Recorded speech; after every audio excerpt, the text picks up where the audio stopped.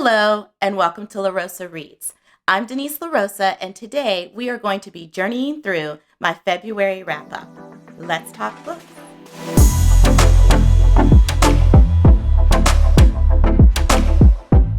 So here we are, another month in 2022, another month of reading, another month of cozying up with books. I have to admit that February really delivered for me. Once again, however, whenever I did my TBR for February, the wrap-up doesn't quite sync with the TBR. And that's okay. I am a mood reader, and I'm going to keep it real with you guys. I'm going to keep it real with myself. I'm not going to put pressure on myself to stick to that TBR. It's great to have those plans, but, just go with the flow and see where life takes you. So for my first wrap-up video for January, I got super ambitious and recorded the video a few days before the end of the month.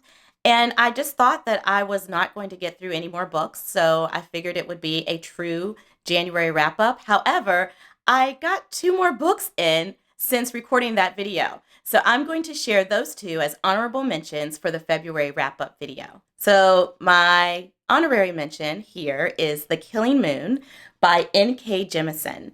If you are on Instagram with me, if you're following me on Instagram, you will know that I had quite the journey with this book. It's actually my first fantasy read. I don't typically read fantasy as a genre, and I really wanted to stretch myself. So Monet over at Life as Monet recommended that I start off with an N.K. Jemisin book. We went back and forth and decided upon The Killing Moon as my entry into fantasy, and I kind of was a little nervous, to say the least. It was kind of weird. Like, why am I nervous to read a book? But I was. It was really helpful for me to have some support reading this fantasy book by following Booked and Busy's The Busy Bee Book Club. This was the selection for the Busy Bee Book Club in January. And so once I finished my reading, I was able to watch that book discussion, and it kind of helped me make sense of what I was reading or what I had read. And it kind of confirmed as well, like, some of my thoughts about this book, because it was kind of, it was alright for me. It was a little overwhelming because, the whole world being set up for you, the fantasy genre really requires you to use your imagination in a way that I don't typically use it when reading a book. And I found myself wondering, like, is this the right interpretation? Do I really truly know what's going on? I found that the characters were not really fully developed, and their relationships with each other weren't fully developed. So it was kind of hard for me to be truly invested in the storyline. I appreciated its soap opera-esque moments, but for a first journey into fantasy, I think I probably should have started with a YA fantasy book. I'm not quite sure I would recommend this one as a first fantasy read. The last book that I read in January was delicious. It was so good. And it was written by the one, the only, Lenny Kravitz. And Lenny Kravitz is simply beautiful. A beautiful human being, inside and out.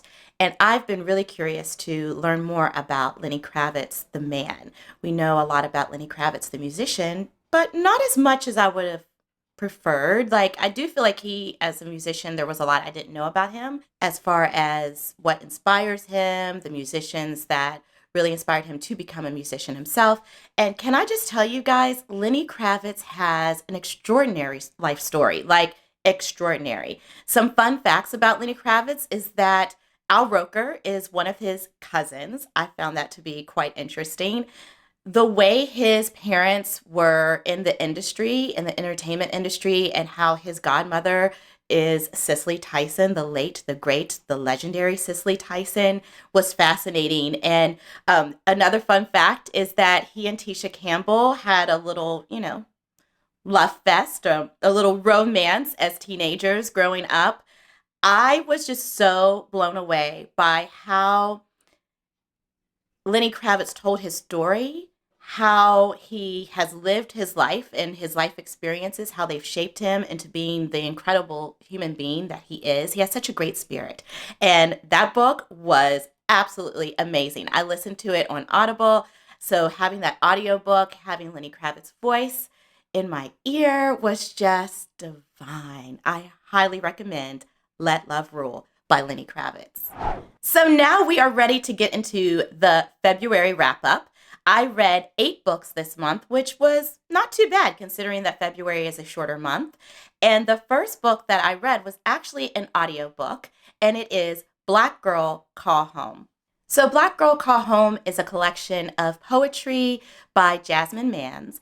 And I have to tell you guys, this collection of poetry is a vibe. Oh my goodness. Any and every single Black girl, young and old, and in between, I would recommend listening to this book. Like, the audiobook was just such an experience for me. The poetry covers the span of a Black girl's lived experience from her youngest age to some of the more mature, complex, nuanced lived experiences that Black women often experience. The prose, the word choices, the lived experiences that I feel like are universal to the Black female experience were just so eloquently and beautifully expressed by Jasmine Mans. I was just like, this was a book that was such a sweet surprise for me. I knew it would be good, but I didn't know it was going to be that good. And it was excellent. The second book I read in February is My Monticello by Jocelyn Nicole Johnson. So Jocelyn Nicole Johnson has here a collection of short stories that are centered around the state of Virginia.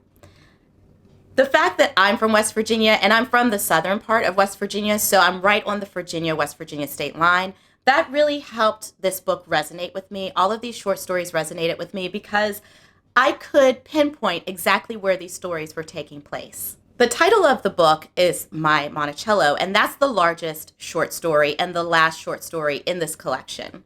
However, my favorite short story in this book is Control Negro. So with Control Negro, we have this Black man who is a psychologist, if you will. He's some type of scholar of the mind. He ends up doing this experiment on a young Black boy from infancy, from birth, up through to the end of the short story where the young boy is a young man in college, the same college where the scholar actually works. Interestingly enough, this scholar actually is the father of the boy that he's talking about, the boy that was the controlled element of this study, the scientific study. And he follows his son who, stay with me, his son doesn't know that this is his daddy. He grew up thinking another man was his father. So his biological father is watching him from afar in a scientific study and is using this young boy's lived experience to try to prove certain theories and certain points about being a Black male in America. It was absolutely fascinating and such a unique way of expressing and explaining and grappling with the difference of being a Black male versus a white male in America. I've never read anything like it, and I absolutely loved it. My Monticello was also a solid short story and a very memorable one in this book. And I don't want to give you too much. I just want you to check it out for yourself because it's very, very deep and very thought-provoking. You will never look at Monticello the same way. Before I introduce you to my next read for February, I think it's important to note that I am a judge for the BookTube Prize. The BookTube Prize is a book awards event that takes place on BookTube, and the judges are booktubers, book lovers, somehow connected to the BookTube world. This next book is one of the books that I have to read and vote on. Otherwise, I don't necessarily know if I would have picked it up. It was on my TBR list on Goodreads, but it was one of those that I had on the list that I probably would not have gotten to anytime soon. And the book is No One is Talking About This by Patricia Lockwood. I can't say too much because I am in the midst of voting for the BookTube prize. You guys have heard me talk about it twice already in BookTube world. The Secret Lives of Church Ladies by Disha Philia was the next book that I read in February. And I don't even have my copy because, I told you guys this in my BookTube newbie video. I often give books away. I don't like to have them just sitting around. And especially if it's a book that I am a lover of, I want other people to have that experience with the book.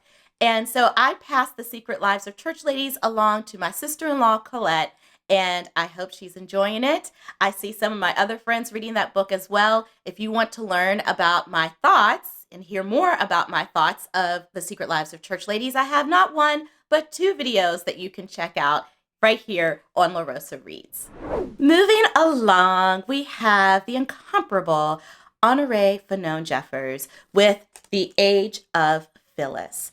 This book is a collection of poetry that pays homage to the one, the only, Phyllis Wheatley Peters, the first African-American woman published author.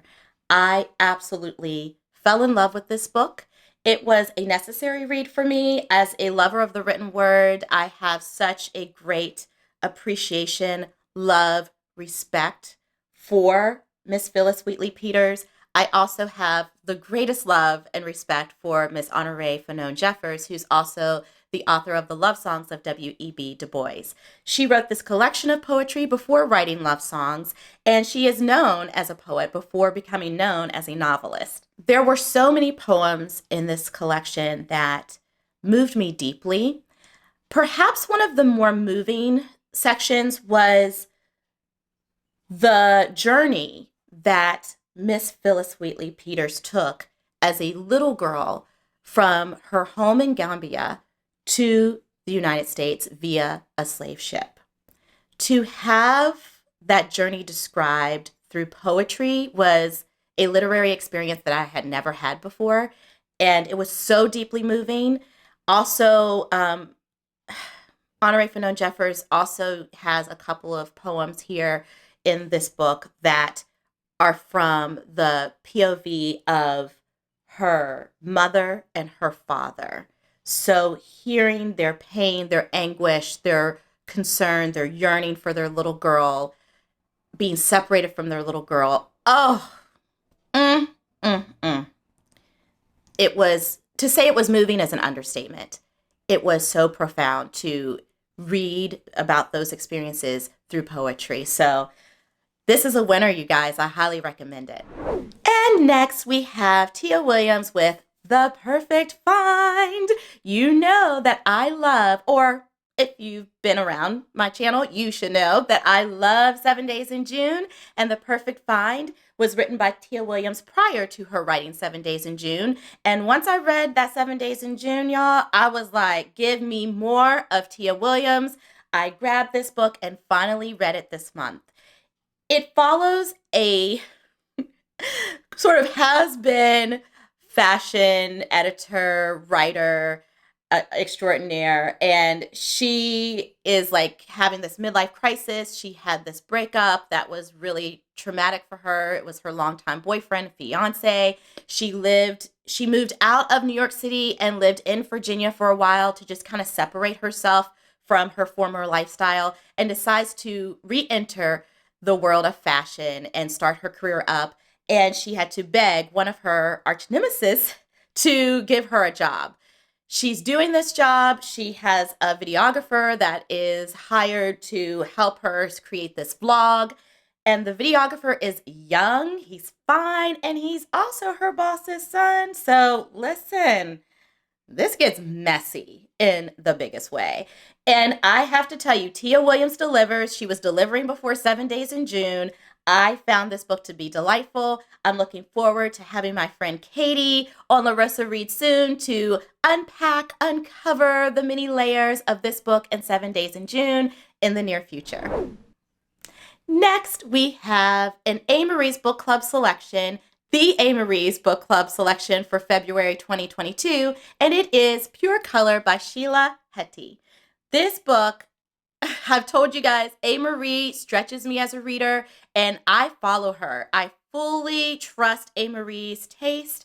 And even if I end up not loving her selections, I appreciate that she gave me a reading experience that was different than what I would do on my own. Pure Color, when she put the video out, when Marie put the video out announcing this book club selection, I was like, this sounds very profound, very deep, very avant-garde, very abstract, and very emotional. We have the main character, Mira, and she's asking a lot of questions, a lot of profound questions about life, pondering. It's very introspective. She falls in love with this woman named Annie, and it's not told in the lovey-dovey way that you usually get from a book. It's very abstract. It's very surreal. The word choices are just fascinating to me.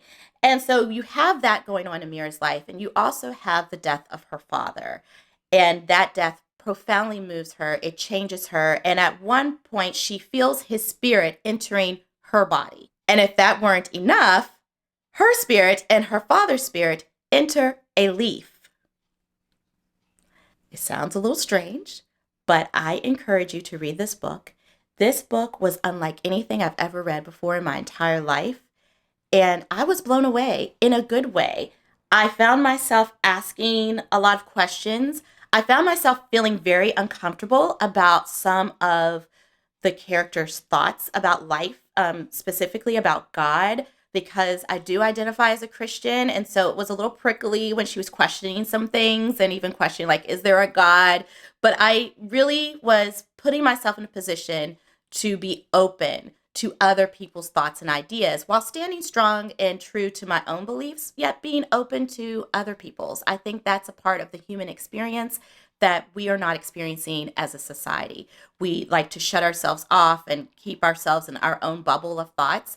And I think we're missing out in the world. We really should try to hear each other, see each other, and this book definitely delivered on that. And finally, I shared with you guys in my February TBR that I find that it's really important for readers to pick up a book that connects Black history to their community, where they live locally. I think that it's important that you do that not just during Black History Month, but throughout the year. That is a thing for real. I don't want people to think that while I love and celebrate Black History Month, that I'm limiting myself or trying to limit readers to just celebrating and honoring Black history with books during the month of February. However, this is a great time to pause and dig deep into the Black history that you are living or are living around, I should say. So the last book that I read for this month is African Americans in Sewickley Valley. Sewickley is close to where I live here in the Pittsburgh area, and I don't have personal ties there. I have personal family ties to Homestead. Interestingly enough, so does Will Smith. I found that fascinating from his memoir, Will, that he has family from Homestead. Or maybe it was Homewood.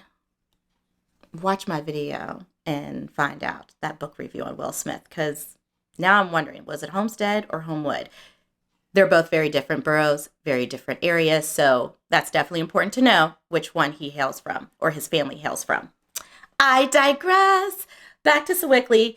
Even though I don't have personal family ties to Sewickley, I live close enough that I really was excited to learn more about the Black experience in Sewickley. It was fascinating how this book was so thorough, starting with the very first Black person to move to Sewickley, to the Sewickley area, the careers and journeys and experiences that brought Black Americans to Sewickley, and how they really planted roots in Sewickley and really ended up embodying that area and making that area the beautiful place that it is. The contributions that Blacks made in Sewickley is just something that should be noted and celebrated and honored. I loved the images. The images were absolutely profound, and I love these old images. I can't say enough. I could go on and on about how much I appreciate seeing Black images of Black people from way back in the day. And I'm not talking about the 80s, the 70s, the 60s, that too, but I'm talking about the 1800s, early 1900s. So you have a lot of images, and it follows you up to the present day as whenever this book was published, which I believe was like 2019 or so. And so you really have an appreciation for Black history in Sewickley. This is also published by a publishing company that specializes in telling the stories of communities across the country. It's Arcadia Publishing. So I actually went on to the website and searched, because I'm originally from West Virginia. I did a search of books about African Americans in West Virginia and did find a couple. So I think that you guys should definitely check out Arcadia Publishing's website and see if that's a good starting place for you to discover some books that cover history, whether it's Black history or any kind of history in your local area. This book was written in 2008 by Betty Cole and Autumn Redcross. Very interesting book. Lordy, that is it, you guys. I did it. I read 8 books in February. That is my February wrap up. I am curious, what did you read in February? Let me know by stating it in the comments below. Have you read any of the books that I read this month? I'd like to know that too. What are you up to? Let's just keep talking. I just absolutely love hearing from you guys. So be sure to stick around, spread the word. Like this video if you enjoyed it, subscribe to the channel, and hit that notification bell, and I hope to see you soon. Until next time, happy reading. Bye.